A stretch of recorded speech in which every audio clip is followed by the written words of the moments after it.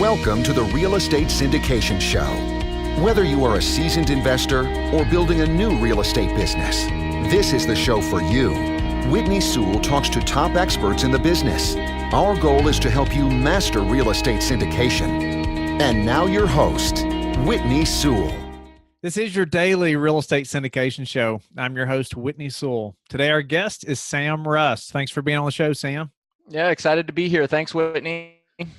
So I met Sam in Denver a few weeks back and was very impressed with what he's accomplished in a very short amount of time and just his ability to get these things done and starting in the syndication business and having some success and doing really well. And so I knew he'd be a great guest and could really relate to a lot of the listeners. And so, but Sam grew up in Idaho on a farm and is the oldest of 8. Learned the value of hard work, stacking over 200 tons of hay per summer. That's a lot of hay. I've stacked a lot of hay in my time, and that sounds like a lot. Yeah, it definitely kept us out of trouble in Idaho summers. So, he learned the value of learning. He graduated college at the age of 17, which is also extremely impressive. Married to his wife, Becca, in 2012, now has 4 daughters. Congratulations. And he started investing in real estate in 2017 and quickly moved to syndication and a managing partner of 65 units. So, Sam, thanks again for your time and being on the show. And, I just feel like you can really relate to the listeners and where you're at in your process right now of the syndication business. And but give the listeners a little more about your background and what you're doing right now in real estate. Yeah, I started, as you just mentioned in my bio, back in 2017. Like most people, read Rich Dad, Poor Dad and had a little bit of an epiphany and really changed my mind specifically on how it relates to debt and using debt to get ahead. Really have been influenced a lot by Dave Ramsey growing up. And I think Dave Ramsey does an excellent job of teaching people how to be an adult with money. I think that that's really important. No matter what you're trying to do, to be a good steward with your money is the number one thing. But then after that, Rich Dad, Poor Dad opened my eyes to what's possible, looking at assets, things like that. And so I just started diving in and doing a ton of research, reading a bunch of books, listening to a ton of podcasts. With my background, my parents instilled in me a love of learning. I think that's the most important gift they gave me.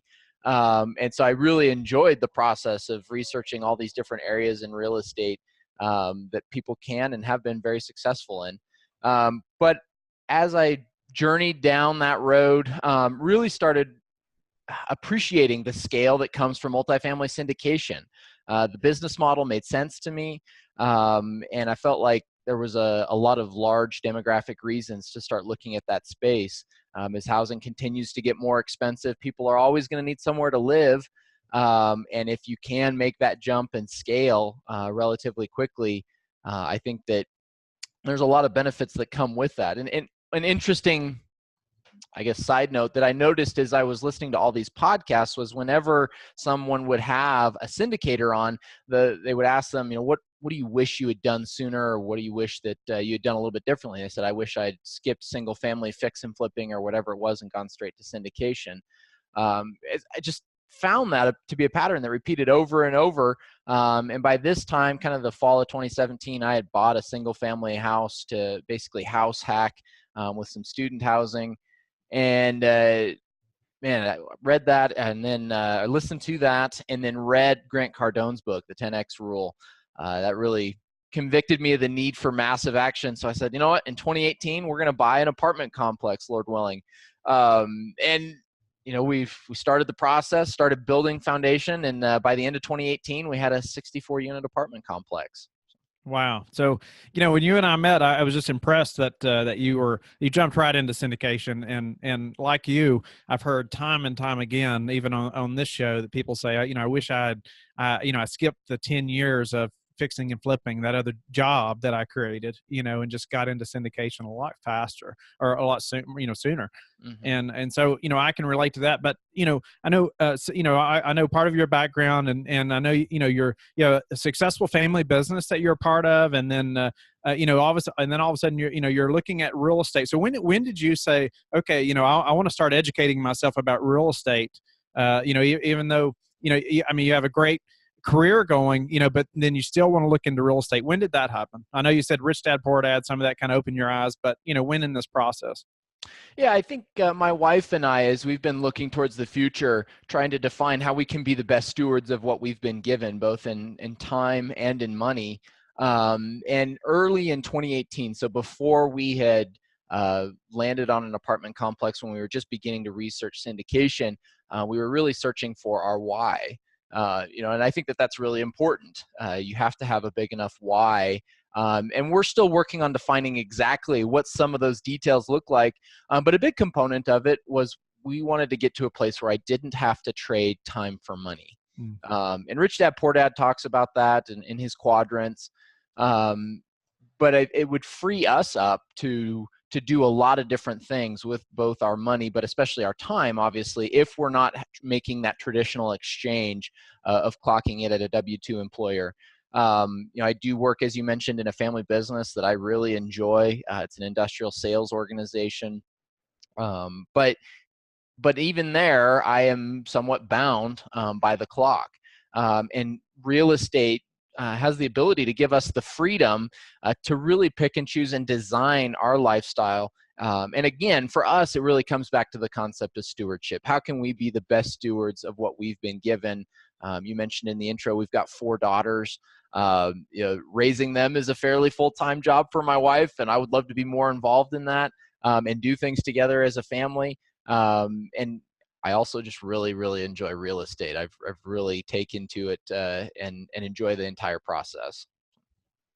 So, I'd like to go into that first deal a little bit and just, your confidence of being able to do that right off the bat, and where most people say, and I heard it getting started in the syndication business. I try to find those people that are way ahead of me and try to network and connect. And most of them, or especially at the local area, I will say, wait a minute, that's, most people start with that single family home, and then they get a duplex, and then they, scale up from there. I heard that so many times, but I was just like, no, I'm not. Okay. I'm not listening to that. I'm going to pursue this thing, this syndication thing that I'm starting to learn about. And I think we can scale a lot faster than that. And so you've done that, as well. And so could you elaborate just on, going into that first deal, this first deal through syndication, and just how you had the confidence to do that?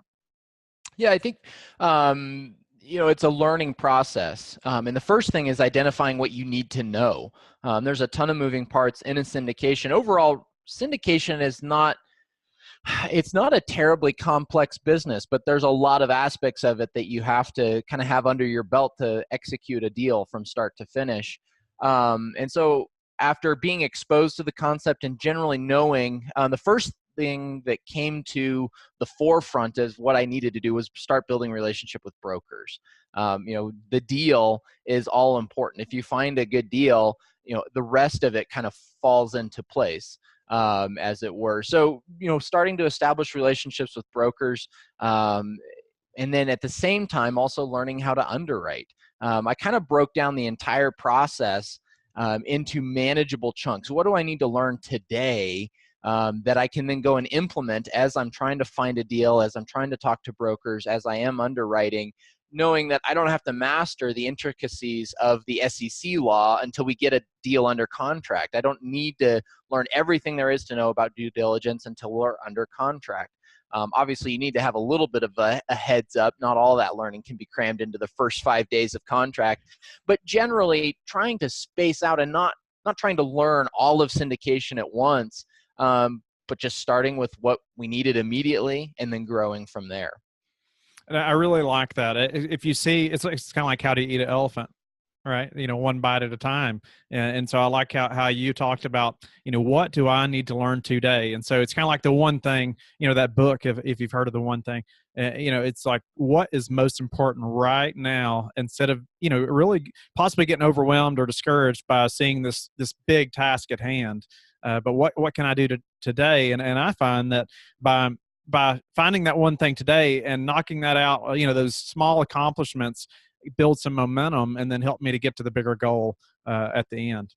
Exactly. A buzzword that comes out of the 10X rule is massive action. Massive action is really just taking deliberate steps on a daily basis, and it'll compound just like interest will into something pretty incredible if you stick to it, you have a game plan, and you work the plan. So tell us about how you built that relationship with this broker. You know, you hadn't done a syndication before. And how did they have confidence in you that you were going to be able to close this deal? What did that look like getting started?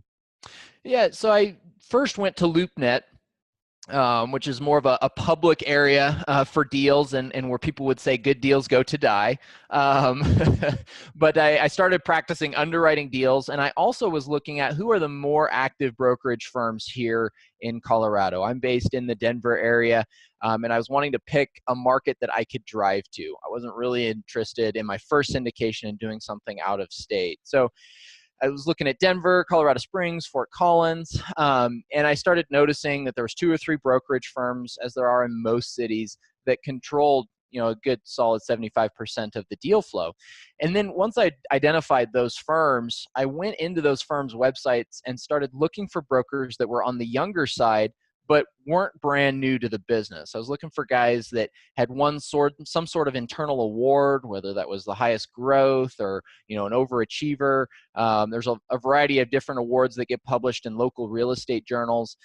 And so in my mind, I was trying to find somebody or a couple of somebodies who would be young enough that they're still filling out their investor network and still looking for buyers, but experienced enough that they're actually going to be valuable to me, and they're actually going to have relationships with sellers. That's really the whole point of the broker. I didn't want to grow with a complete rookie, but didn't feel like going after a well-established broker that had been in the business for 20 years was going to be the best fit. You know, and so just started cold calling them, you know, telling them exactly what I was looking for, you know, a value add deal north of 50 doors, somewhere in Denver, Colorado Springs. By that point, I had narrowed down my market. Are you a new or sophisticated investor wanting to learn how to operate a successful syndication business? For life-changing training from the nation's leading syndication expert, my friend Vinny Chopra has the training you need. Text LEARN, LEARN, to 474747. And it was hard to get people to take me seriously. But I think that going for a broker with that sort of demographic and situational you know, overview was helpful, and got me to the right couple of people that were willing to start sending deals and willing to start talking to me, even if they have since admitted that they didn't take me seriously at the time. I was at least demonstrating the right steps, that I knew what I was talking about. And then, you know, when they would send me deals, I remember one deal in particular. It was a brand new build of about 12 units. Didn't fit any of the criteria that I'd asked, but it was in a resort area that could have been an Airbnb hotspot, or is an Airbnb hotspot. And I just asked the broker, hey, could you Airbnb this? He didn't know. So I took it upon myself to go research with the city council, what is available here for Airbnb. Is it a licensed area? Ended up that 3 of the 12 units could have been Airbnb'd, and that would have capped out. And so I provided that information to the broker. But it was at that moment that our relationship really turned, and he realized that, oh, this guy is engaged and is thinking outside the box of ways to make properties work. And I was providing some value to him. He went on and later sold that deal. But he was able to say, you know, here's what you can do from an Airbnb standpoint. So really trying to provide value to the brokers, even as I'm trying to leverage them to find my first deal. Nice. So he sends you this deal, you know, that you closed on, and what really happened next? How did you approach that? How did you figure out that, okay, this is something I want to pursue? Yeah, when I first saw the deal, it was on the company website, and it had been on the market for about 9 months. But when I ran the numbers, it looked too good to be true. You know, by that point, I'd probably underwritten 50 deals. By no means an expert, and I'm still growing in that area. But I'd done enough to kind of know, you know, generally what a good deal would look like. And this was the first really good deal that I had ever seen. And so instantly I'm wondering what's wrong. What happened on the environmental reports? You know, I just haven't seen any good deals last on the market. Why is this deal still around? It was a 64 unit on the north end of Colorado Springs, built in 1965. You know, looked like a solid asset that was still on the market for some odd reason. So really started quizzing the broker, what's the backstory on this? And it ends up, the backstory is this was a complex that had been built by a lawyer and was still owned by the builder. He'd been based in Colorado Springs and had amassed a quite substantial portfolio across the country. He was slowly divesting himself of all his Colorado Springs assets. And this was his very first project. This was his baby.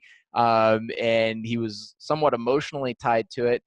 And then his son had managed the property for at least 3 years prior and had really put it into the tank. It had been almost 50% vacant over the summer of 2017. It had actually gone under contract several times, but wasn't able to get agency debt because of the vacancy factor.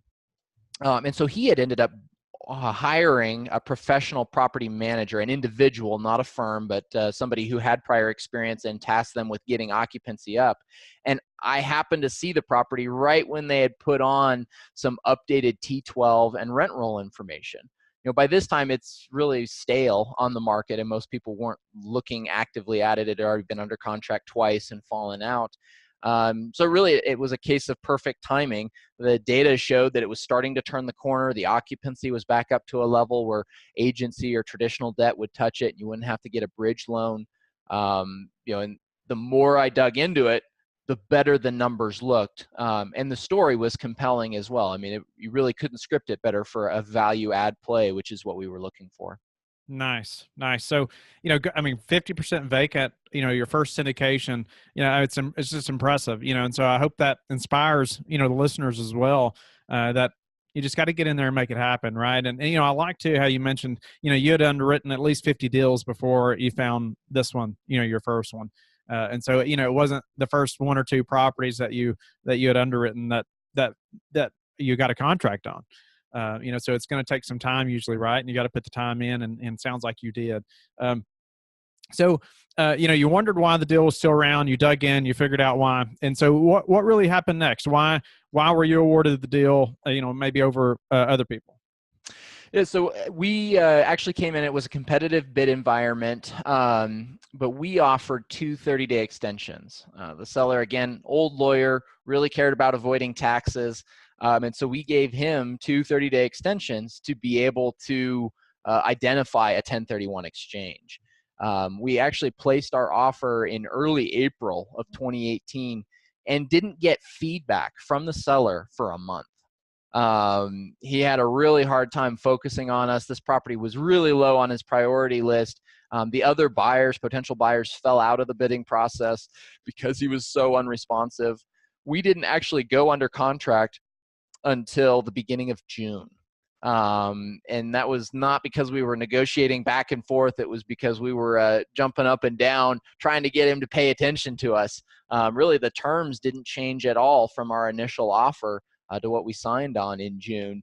But it was really an exercise in patience, just waiting on the seller to take time to evaluate our offer, and once he had, to actually sign and commit to the deal process. And I think that that's another reason that this deal had sat around for so long, is he wasn't completely sure he wanted to sell it. There were some emotions tied up into it, I think, and just generally was at a point in his career where he couldn't really be bothered with the small fry like a 64 unit. So for us, while it could have been a little bit frustrating, I was thankful for it, because it was another barrier to entry. It kept other people from getting into the deal. And once we got it under contract, we knew that we were going to be able to close. So I like how you stuck with it, and you talked about how the seller was so unresponsive, and that made the other potential buyers fall off or lose interest, but you stayed in there. Yeah, exactly. And I think that that's important in real estate in general. There's going to be a lot of obstacles. I've certainly found that nothing is quote unquote easy. And you have to look at those obstacles as really opportunities. If it's an obstacle for me, if I can figure out a way around it, I've just shed 50%, 90% of my competition because they aren't willing to take the time to figure out a way around this obstacle, whatever it may be. So really seeing those obstacles as opportunities, I think, is an important just outlook on life in general, but specifically in real estate, it really helps in getting deals done. No, I like that a lot. And so, Sam, what was the hardest part of this process, or before we run out of time, I just want to ask you a few more questions. And but of this deal in general and this syndication process, what was the hardest part for you? The hardest part would have been finding the deal. The rest of the deal, once we got under contract, the due diligence, the capital raise, all of that went smoother than I expected. And in the 6 months we've owned the deal, we haven't uncovered any huge misses that we made or any huge mistakes that we made in those processes. So I feel a little bit safe in saying that, but really finding the deal. Finding deals today is difficult. You have to look at a ton, and you have to really dig into your underwriting to make sure that when you find something that looks good on paper, it's actually good in person. And is there a way that you have recently improved your business, or that we could all apply to ours, or maybe just a way you recommend that something everybody does to have a successful syndication business?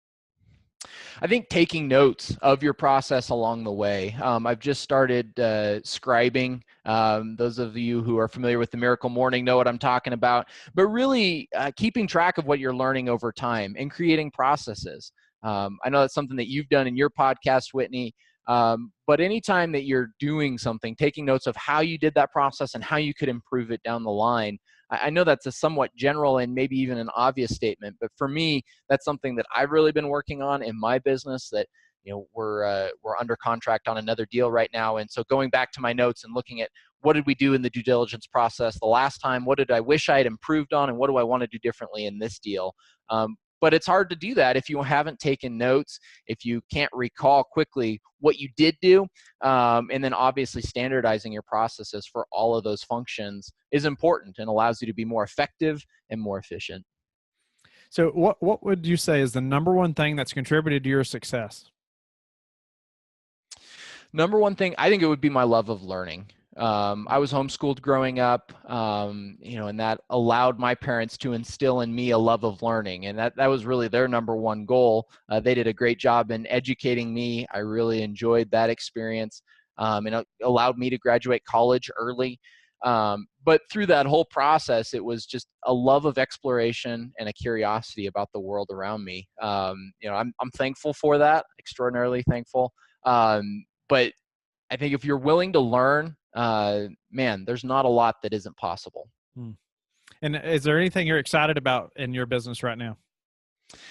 I'm very excited that we're scaling up. We just went under contract on a 180 unit deal, again in Colorado Springs. Really excited to walk through the due diligence process of that. We're about to do unit walkthroughs, then obviously heading into our capital raise. So there's a lot of parts about that are exciting to me. I can't wait to get this deal under contract and excited to see where this goes. We're actively looking to grow here in Colorado, so far it's been an exciting ride. Awesome. And Sam, tell us how you like to give back. My wife and I are both committed followers of Christ, and we're very active in our local church. That's probably the number way we give back. Really enjoy fellowshipping and serving with our local body here in Brighton, Colorado. Awesome. Sam, I really appreciate you mentioning that. And I appreciate just your time being on the show and just the value you've provided to the listeners and myself. And, tell the listeners how they can learn more about you and get in touch with you. Yeah, thanks, Whitney. Website is VGI Capital. It stands for Vision, Growth, and Integrity. Now, those are three things that I'm committed to as part of our business, so VGIcapital.com. I also host a podcast that's dedicated to reviewing books with a partner. We read a variety of books from history to personal development and try to provide helpful tips for our listeners. That's Review-Improve. You can find that on iTunes or on Spotify. Awesome. We'll be sure to have that in the show notes as well. Sam, thanks again. I appreciate the listeners being with us today as well. Hope you'll go to LifeBridge Capital and connect with me and go to our Facebook group, the Real Estate Syndication Show, where we can all learn from experts like Sam and grow our businesses together. We will talk to each of you tomorrow. Thank you for listening to the Real Estate Syndication Show, brought to you by LifeBridge Capital. LifeBridge Capital works with investors nationwide to invest in real estate, while also donating 50% of its profits to assist parents who are committing to adoption. LifeBridge Capital, making a difference, one investor and one child at a time. Connect online at www.lifebridgecapital.com for free material and videos to further your success.